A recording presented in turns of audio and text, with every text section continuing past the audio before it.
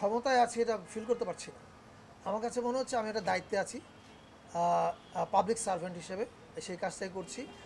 আর আপনি যেটার কথা বলেন যে সারা দেশে প্রচুর সাংস্কৃতিক অনুষ্ঠান হচ্ছে, আহ, ফলে শিল্প সাহিত্য বন্ধ হয়ে যাচ্ছে, এই প্রপাগান্ডা যেটা ছড়ানোর চেষ্টা করা হচ্ছে এটা ঠিক না। তবে তার মানে কি এই যে আমি অস্বীকার করছি যে কোথাও কোথাও কিছু ঘটনা ঘটেনি? নিশ্চয়ই ঘটেছে। যেমন আপনি যে ঘটনার কথা বললেন, আমরা টাঙ্গাইলের লালন মেলার কথা জানি।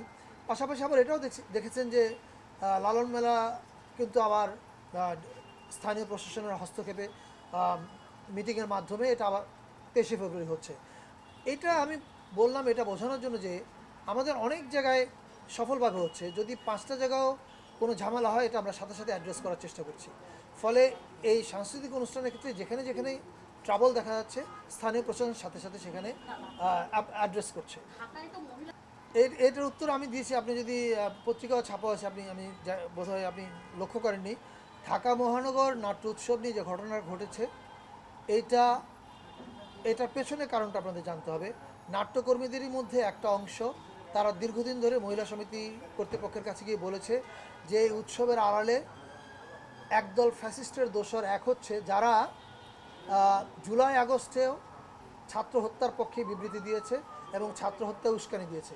ফলে ওই নাট্যকর্মীরা দাবি জানিয়েছে যে শিল্পের স্বাধীনতার আড়ালে এদের বিচারের আগে এরা যেন এখানে না আসে। এটা তাদের দাবি। এখানে মহিলা সমিতির এটার সঙ্গে সরকারের সম্পর্ক নাই, এটার সঙ্গে কোনো আপনার মানে কোনো বিশেষ সম্প্রদায় কোনো গোষ্ঠীর সঙ্গে জড়িত না। নাট্যকর্মীদেরই মধ্যে একটা অংশ এদের বিচার চেয়েছে এবং তার পরিপ্রেক্ষিতে মহিলা সমিতি তাদের বরাদ্দ বাতিল করেছে। এবং মহিলা সমিতিতে বরাদ্দ দেয়া এবং বাতিল করা এটা দুইটার একটার সঙ্গে সরকারের কোনো সম্পর্ক নেই।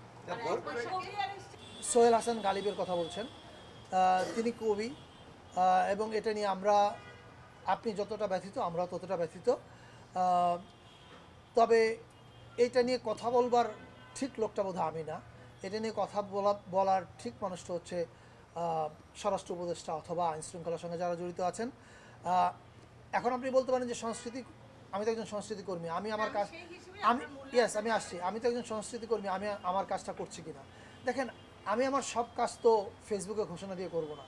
অনেক কাজ আমি আড়ালে করব, অনেক কাজ আমি আড়ালে করি, যেটা হয়তো আমরা বলবার প্রয়োজন মনে করি না, বিকজ আমাদের কাজ হচ্ছে কাজটা করা। সব কাজ শুধু ঘোষণা দিয়ে ক্রেডিট নিতে হবে তা না।